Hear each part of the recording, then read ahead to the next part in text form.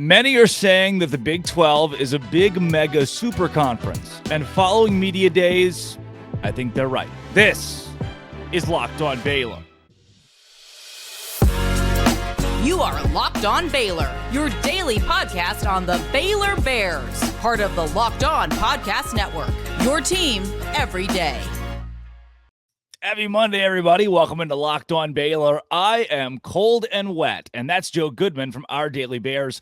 Thank you. Just thank you for making Locked On Baylor your first listen every single day. And then thank you for following along with Joe's content over the course of Big 12 Media Days last week. Joe, many people were at Big 12 Media Days, but you are my favorite.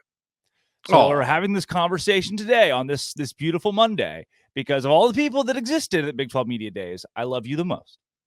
Oh, well, thank you. I love you the most. Of all the people that weren't there, I love you. Joey McGoodman on the show today. And look, it's the most unique Big 12 Media Days that will ever exist. And you were there for it, getting to see Texas and Oklahoma, the redheaded stepchildren, interlock with BYU and UCF. Joe, just from a 30,000-foot view, what was your takeaway over the course of the couple days in Arlington? That I had no business being there. You want to talk about imposter syndrome? When I first got there, I rode in an elevator with Heather Dinich, and so it was just like, oh wow, like here's a legitimate big J journalist who does this for a living, and then here's me with my little podcast and the things that I write on a blog, about to head to the same area that she's in. No, man, it was a blast. It was really, really unique. As you mentioned, it was the time of new joiners and X's, right? So we had people that were on their way out. We had people that were on their way in. So there was an air of excitement that I don't think we've seen around the Big 12 in a very, very long time, both from the Texas and OU folks knowing that they're heading out, knowing that this is kind of like a historic style year. This is going to be the year of lasts for them as they head into their next foray into the SEC. And then for, of course, the new joiners, it's a very exciting time. Gus Malzahn mentioned that the last two media days that he's done as a part of the AAC, they were virtual. He was like, I'm not, the last two of these I've done have been on Zoom. And then now he's sitting in the nicest NFL stadium that there is in the country, one of the nicest stadiums in the world, sitting at the 50-yard line, huge stage, the national championship trophy, the Big 12 trophy. It's sponsored. There's free food. I mean, it's definitely a different kind of event for the folks that are coming in. And then the biggest sentiment that I think you heard from what we've all called lovingly called the Hateful Eight, the left behind group that aren't part of Texas and OU, it's just that there's so much unknowns going into this year. Almost every coach talked about how we don't know who's going to finish first. All we know is that the last couple of years, whatever the media has picked as the rankings heading into the season, it's been completely wrong. So all we know is that we don't know, and there's extra variability with 2 teams leaving, 4 new teams coming in that we know nothing about. So it was just it was a really exciting Big 12 Media Days. Everybody was nice publicly, but then we definitely saw some comments that were on the side and stuff. That were kind of taking jabs at some of the schools. But man, great experience overall. Felt like Neil Brown stole the show from me. He was my favorite because he's just all pissed everywhere he went. It was just like, I hate it. Everybody hates us. I promise you we're going to be good. And they're not. They're really not, which is so sad. I felt really bad for Lance Leipold because he was the only one who his ended early. His press conference, just nobody wanted to ask him any questions, which amazed me. Right? You're talking about the first time in I think it's 7 years or so, something like that Kansas hasn't been picked in last place. Oh yeah. It's like one of the biggest storylines in college football is that Kansas back because it's just fun to love. I feel. But then I got to talk with Jalen Daniels just offhand a little bit because you saw the thing. You saw the. I saw the pendant. Yeah, so he had a diamond chain, which my God, it was even without the creme de la creme. The pièce de résistance of the pendant itself. The diamond chain was sweet. But yeah, he basically had an Apple Watch face. It was an Apple Watch that they had programmed to just play his highlights, and it was encrusted in diamonds as well. So he's just walking around with a little mini TV screen. But I don't know if I saw a player that was more excited to be there than him. You could tell he was just soaking it up. We're talking about a guy that's the quarterback at Kansas. I mean, it's D1 football, but he's not a kid that was recruited by the Georgias, Alabamas, USCs, Ohio States of the world. He hasn't had this grand love affair that some major college football players have had. So you could tell he really was soaking in the attention that he was getting there, and rightfully so. I loved it for him. He had the biggest smile on his face the whole time. I love it. It's the personalities, and that's become in even the last couple months of my sports media, the way that I do coverage. I think I lose humanity. We all do at times. We talk about how bad X team is. Well, there's a head coach, there's a wide receiver coach who's going home to their wife, right, and having those conversations of this team's really bad. These affect normal people's lives. And Jalen Daniels is a normal person who got to show up to Big 12 Media Days being the best quarterback in this league. I can't imagine what that's like for a guy who was next to nothing coming out of high school, according to 24/7 and everybody else. But Joe, the big storyline here, I kind of want to rebrand my show to Locked On Baylor, your Big 12 expansion every day, instead of your Baylor Bears every day, because that's this offseason. It's been obviously a huge topic, or the most negative show in Baylor. And I just, from an expansion standpoint at Big 12 Media Days, could you feel that? Brett Yormark touched on it a little bit. Does it feel like this conference is not done in the next couple of years? No, I very much get the vibe that they are not done. Like as you said, Yormark touched on it in kind of his Big 12 State of the Union, where he basically said, "Hey, look, here's what I'll say on it. I'm not going to answer a ton of questions." But I think one of the big things he harped on was that if they were to expand, it would be absolutely a school that brings value, but not only value, somebody that fits within the culture of the conference. And he said, he backtracked on a statement that he had made previously that somebody brought up, talking about how he said he had liked 14 teams. And he was like, look, I did say that, but he even admitted, I'm going to backpedal on that a little bit and say, we are not chasing a number. There is no number that the Big 12 thinks that we have to have it. So he's not going to go, buy another team that maybe doesn't fit well just because he thinks that we should be at 14. I will say this, and I haven't said this publicly yet, but I won't name the person, but I did have an elevator ride with somebody that would absolutely be in the know. And I just brought up like, hey man, Yormark's conversation was awesome. That was great. Some of the stuff he said and what he said to me, and I'm inferring from this a little bit. He told me, he said, Brett is like a shark. He's always looking for his next prey. That was the term that was given to me. And so like, I very much inferred from that of like, yeah, he's constantly out there looking for who we could bring in. That doesn't necessarily mean we have somebody waiting in the wings, right? But I don't think Yormark is happy standing pat. He talked a lot about what does the future of the Big 12 look like. He talked, the younger and hipper stuff, but they're doubling down on, the venues that they have for conference championship games, making those much more of an entertainment spectacle than anything else. He even mentioned that he did, that he's very happy with the TV deal that we signed and extended now, because he said he didn't think that if he was doing that deal today, he wouldn't be able to get the amount of money that he got. So bad news there for the Pac-12, but yeah, overall, definitely got the vibe that this isn't just the only thing that we're going to see.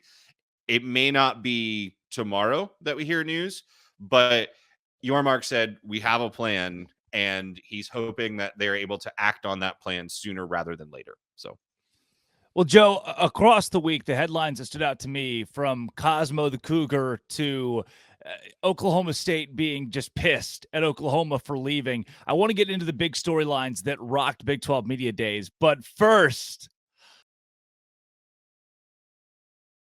yes, it's FanDuel.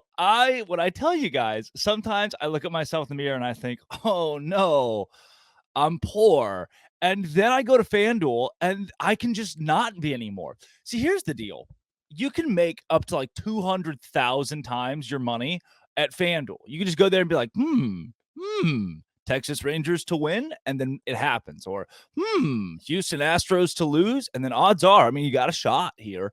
FanDuel right now, MLB, you get 10 times your first bet amount in bonus bets, win or lose. win or lose. So I put $20 on the Texas Rangers to win. If they do, which they usually do, then I get $200 in bonus bets. If they lose, I get $200 in bonus bets. You can go in right now and get $200 to spend on anything from money lines to over-unders to whatever you think is going to be a home run. And you can get that money from FanDuel. It's that easy. You get paid instantly, too, by the way. It's why it's America's #1 sports book. It's the MLB's #1 sports book. All you got to do is go to FanDuel.com. Listen to this part. FanDuel.com/locked-on. FanDuel.com/locked-on to get a free $200 in bonus bets no matter what with your $20 bet.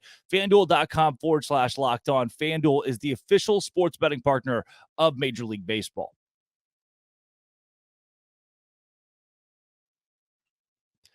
All right, Joe. Sorry, I had to throw the Astros in there. You're an Astros. I do have to guy, point right? something out real quick. Yeah, what do you got? The Texas Rangers do have a losing record all time. So,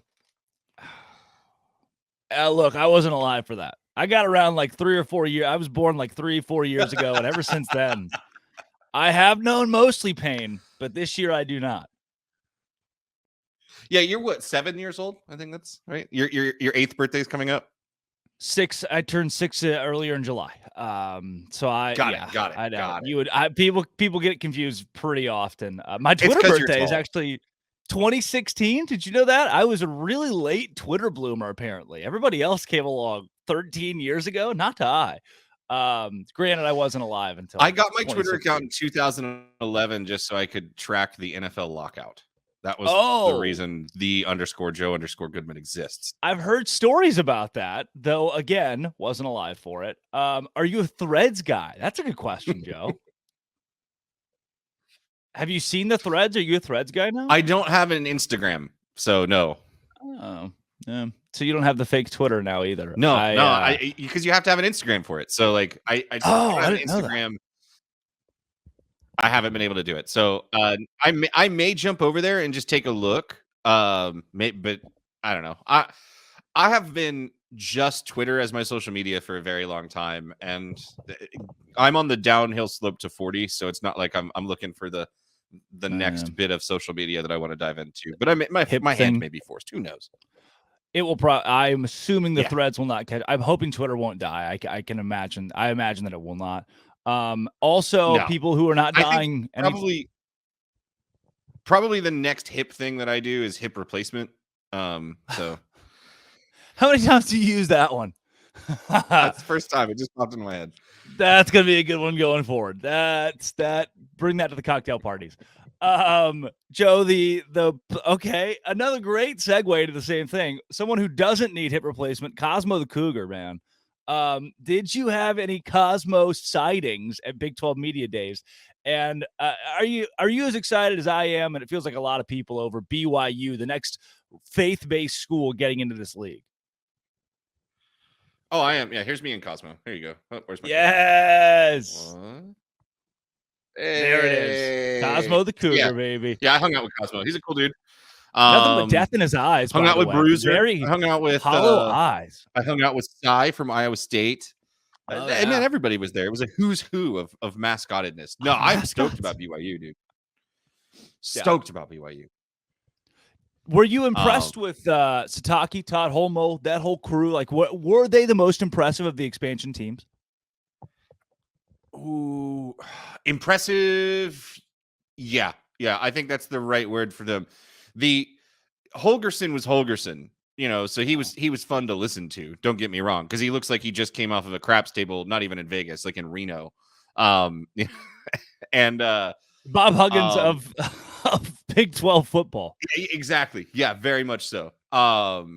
Satterfield was less boring than I thought he would be from Cincinnati, but he was still kind of boring. And then who am I? Oh, Gus Malzahn was nice. I like Gus Malzahn a lot. But no, Sataki he was my very first interaction of media days, because we parked in the parking lot and we started walking up to the security in our entrance where we had to go in. And I looked up and there's just a bunch of very, very fancy people that are very, very large in front of me. And it's the BYU players, some of their coaching staff, and Kalani Sataki, who I can say right now he looked like he could go just put on a helmet, not even pads. He could just put a helmet on, walk out on a field, and dominate in the NFL today. The dude is jacked and just massive. But the very first thing I saw him do, he walked through security and he sat there and he held the door open for between 40 and 50 people. Jeez. And there were people that were like, "Oh, coach, let me hold." No, go. I'm holding the door. Very much like a servant leader kind of thing from him. He held the door open for everybody. And then when they got down there, man, it was like I was talking about with Jalen Daniels. You could tell these guys were very excited to be taken seriously, to be a part of something that the national media was covering. And similar to Lance Leipold, he got about halfway through his press conference, Kalani Sitake, and they said, "Hey, any more questions?" Nobody raised their hands. When that happened with Leipold just kind of like let it die, and he was like, "Okay, great, I get to walk off the stage." Kalani Sitake kind of started. He was like, "That's it," and he kind of joked and he said, "Well, it's the end of the day," because it was day one, and he was the last one to go. So everybody was kind of tired, and food was about to be served. And he said, he was just like, "I think everybody's just hungry. How about we all just get off the stage and we all just go eat?" And it got a laugh out of everybody. And then that kind of re-broke the ice, and a bunch of national media folks started raising their hands. And then it got to the point where, okay, now we have more questions than we have time. So it was really funny. He did a really good job handling the media. And again, you could just tell he was excited to be there. That was the general theme between the four new joiners, was just a real excitement that they were being taken seriously. Yeah. Joe, I mentioned going into the ad break about Oklahoma State, Oklahoma, and the weird blood between those two schools. And Mike Gundy is Mike Gundy, had the weird white beard thing going on. And then there's the Texas storyline too, of them just being there so out of place as the team that everybody kind of squares in on, as nobody likes you and you're picked number one in this football preseason. What was the storyline that stuck out to you when it comes to teams outside of Baylor? Ooh, I'll start with Texas there, because I didn't expect to like Sark as much as I did. There is, when it comes to the vibe around Texas, their mascot, the players that were there, the support staff, that group, there was definitely a vibe of like, we are the hottest girl at the party, but our mom made us come. That was kind of the vibe there. It was kind of like but that wasn't the vibe with Sark. Like, Sark was very much competitive, is what I think the right way to describe him was. It was very much, I know we're leaving. I know it's a thing, of course, but we're playing football in the Big 12 this year, and all I care about is winning the Big 12. Yeah. That's the vibe that I got that came off of Sark. I really, really liked that coming off of him. Gundy was really cool too, because I was excited to listen to Gundy talk. And he was just his normal self. As you mentioned, he brought up the fact when it came to Bedlam, that it was Oklahoma that was killing that. It has nothing to do with Oklahoma State. In reality, it has a lot to do with Oklahoma State. Oklahoma would be more than happy to play them under different kinds of circumstances. They'd be more than happy to look at long-term scheduling there. It's Oklahoma State that's saying no, and that's being petty. Let's be honest here. That's what's happening. But it's still fun listening to Gundy rant about it. But I think the thing that stuck out to me the most was the confidence around Texas Tech, and specifically the confidence that Joey McGuire has, because Tech had a good year last year. I mean, they did. They were pretty good, but they won the Texas Bowl. They didn't go win the Rose Bowl. They weren't fighting for a spot in the Big 12 title game. They weren't fighting for a spot in the playoff. They didn't finish ranked in the top 10, but you would think that they had. You would think that they had maybe the season that Kansas State or TCU had last year. And then they lost some production. They had a top 5 draft pick on the defensive line, and Joey McGuire came out and he said, "Don't kill me, but I think our defensive line room is better than it was the year before." So it's like, well, hey, how is that possible? You lost this crazy NFL talent, and now you're saying that that position group is better. That's interesting. Yeah. The whole everything runs through Lubbock conversation got brought up, and he even said, hey, there's some things that are supposed to be for the locker room. There's some things that are supposed to be for everybody else. That was a locker room thing, but I believe every word that comes out of my mouth. That was kind of how he addressed that. It was very Joey. Awesome. So I love the level of, he fits so perfectly with what Tech fans are. Yeah. because that's how they are, right? You give them an inch of goodwill, and we're ready to win a natty, baby. And you kind of have to have that delusion if you're not in that upper echelon of teams. You have to be so delusional that you can do it to actually pull it off. Think of Clemson 15 years ago. Nobody would have thought like they are today, but it took somebody that was delusional like Dabo. Think about, Baylor basketball. It took somebody as delusional as Scott Drew to get you to where you are. So I think he's the right fit for Tech. He showed that, and he was a blast to watch. That was the person that stuck out the most to me.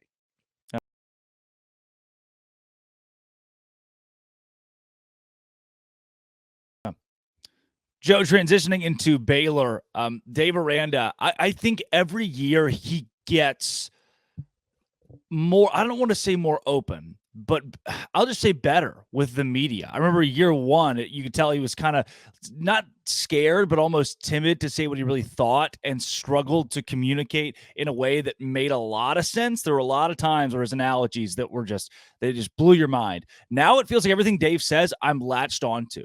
It's not he doesn't say it in an entertaining way. He's not going to rah-rah you from the stage, but everything he says has meaning and weight. What did you make of Dave Aranda at Big 12 Media Days, especially compared to the other 13 head coaches? I've never seen anybody that's in a position like his, not just a football coach, but somebody that has to be publicly accountable while making millions of dollars, like a heavy position to easily criticize from the outside, and public criticism affects your job security. It's just it's the reality of being a college football coach.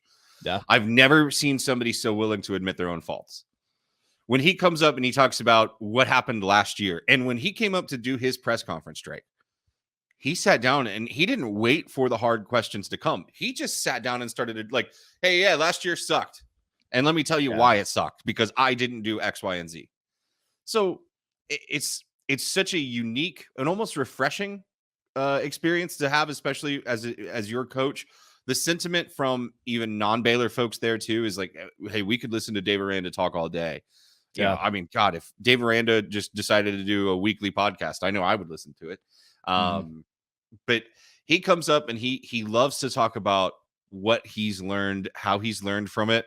And I think maybe the most important thing, and this rubs off from the players too. I can tell you what some of the players said, but he doesn't come at things from the abstract. So it's not like, yeah, this general idea of things is where we need to be better, and the coaching staff and I are looking at, ways to improve it. No, it's this exact circumstance is what went wrong, and this is the exact action that we have already taken to try to improve it. It's totally different, because I'll say the conversation that stuck out to me was not in his direct press conference, but when we had the breakout sessions afterwards, where it was a lot more informal and you could just go up and talk to him.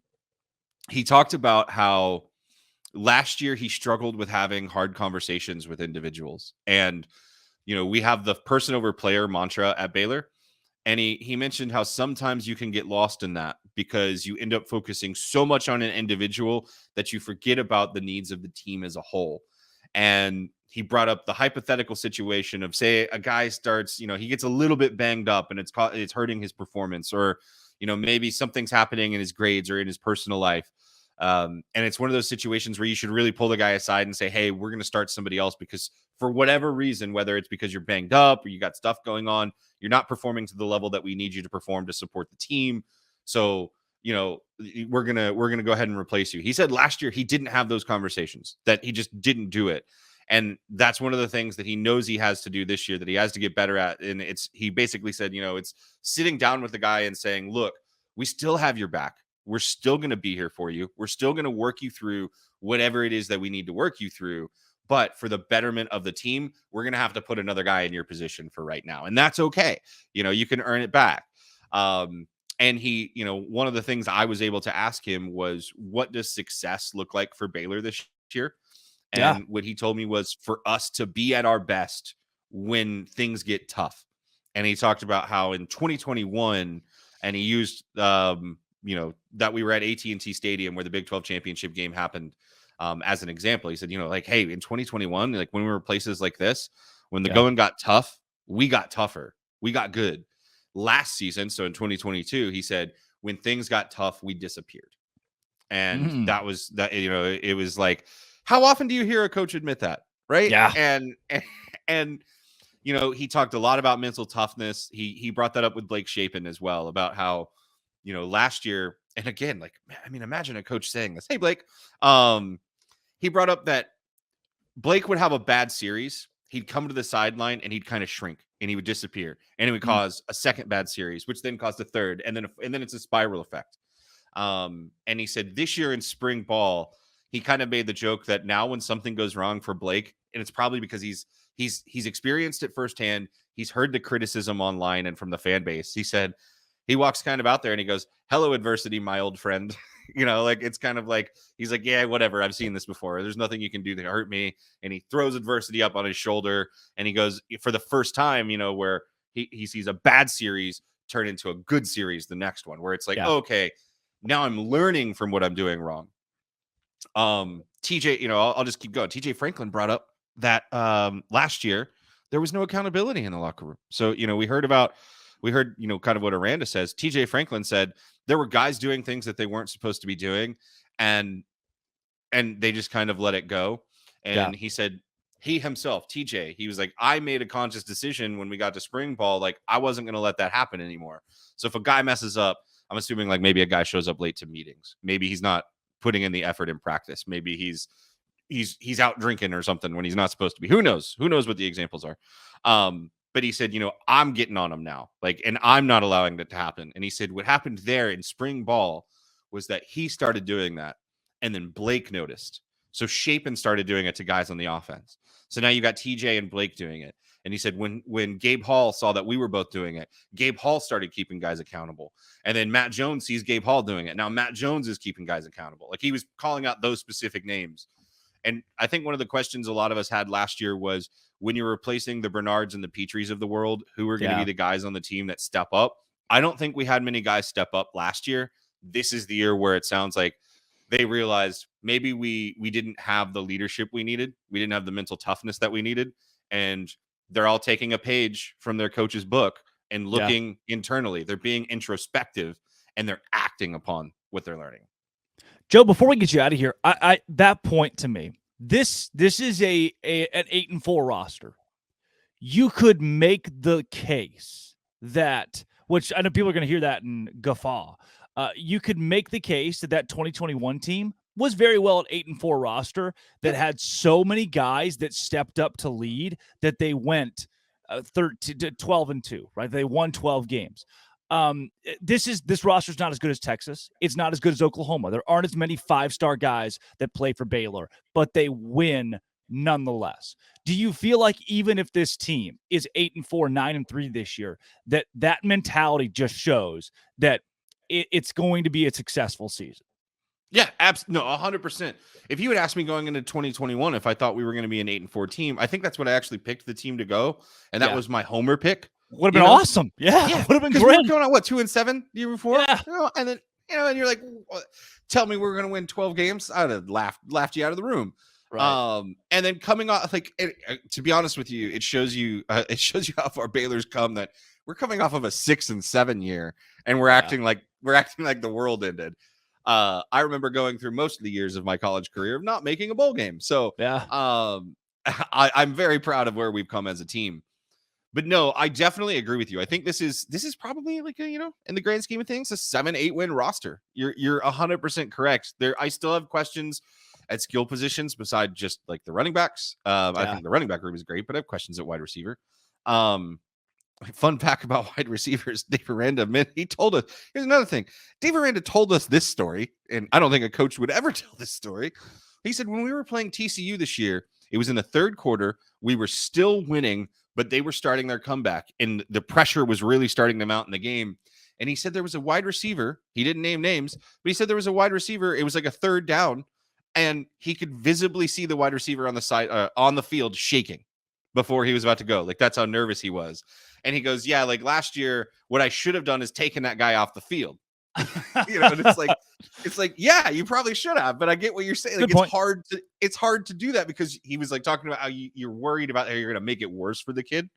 If you compound things in those tough situations. But it gives you an example of like what Blake was dealing with last year, because I've called this out a ton of times. People have complained about Blake being a good quarterback, and I'm like, guys, I sit really high up when I go to the games. There's a lot of plays where I didn't know who the hell he was going to throw the ball to anyway. And so, if you got wide receivers shaking on the sideline, it kind of makes sense. So last year was definitely an 8-4 roster. I do believe that, but we went 6-7 because the mental toughness aspect of it took us the bad way. So just as much as it can carry you to 12, it can bring you down to 6 or 5. And I think this team identifying that, if they go out there and they play fundamentally sound football, they listen to the coaches, and they go out there and they play hard, I think this team could win 10 games. I do. Yeah. That's where I put the ceiling this year. Look, Blake Shapen's going to have a couple bad games. He's going to have a couple of games that aren't good. Yeah. He's not going to have a Max Duggan season, and he's got another year to develop, right? He could still come back and start the next year too. But similar to Cameron Stewart, riding the Shapen train. That's Cameron Stewart actually conducting the Blake Shapen train, by the way. Joe, thanks for joining the show today. I know that all your work at Our Daily Bears, and especially the podcast, Bear Den Pod, is stuff that you put a lot of effort into. So please take time to plug that for folks that really enjoyed it. Yeah, absolutely, man. I'm sorry for taking up all of the wind energy by speaking more than you on your own podcast, but I love the sound of my own voice. So you were at Big 12 Media Days and I was not, Joe. I was up here in Alaska. So that's what I get. Big J journalist, Big J Joe. But no, yeah, you can Big find J me, Joe McGoodman, by the way. Yes. You can find me, as Jake mentioned, I do cover Baylor football on ourdailybears.com. So I've got a couple of things up. I covered the first day of Big 12 Media Days, mainly only the first day, because that's when Baylor was there and when Brett Yormark did his. And let's be honest, all the really, really good folks were there on day one. Yeah. And I've also talked at length. I've got a couple articles on there about the preseason rankings and the preseason all Big 12 team. If you want to go on there, I've got who I voted for in there as well. Plus, you can find me, as Drake mentioned, on my podcast that I do with Matt Workman. It's called the Bear Den Pod. You can find us on Spotify. You can find us on the beardenpod.com. We also are going to start doing a little bit of writing up on there, so go check it out. You might see a couple of blog posts. That's awesome. Joe, thanks for joining the show today. Absolutely, man. Drake, as always, thanks for having me. That was Joey McGoodman. Folks, thank you for making Locked On Baylor your first listen every single day. We are almost to August where it comes back every day instead of 3 days a week, which is I'm so pumped for. This has been and always will be. Come back on Wednesday. We're going to talk Baylor offense, good, bad, Jeffrey Grimes, mustache, all that and more on Locked On Baylor. That was Dave Aranda from Big 12 Media Days. This guy right here is Drake Toll. Thanks for making Locked On Baylor your first listen every single day. Joe Goodman's going to join on Monday. We'll do a full breakdown of Big 12 Media Days. He was there. He's going to talk to us about it. It's going to be a great show. I'm excited to have Joe on. I was going to do it today, but then the whole ACC thing happened, and I couldn't. It's my Super Bowl. I had to respond to the ACC. So I love you guys. Ever told you that? Yeah, true story.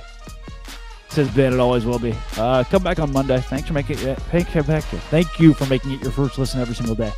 Locked On Baylor.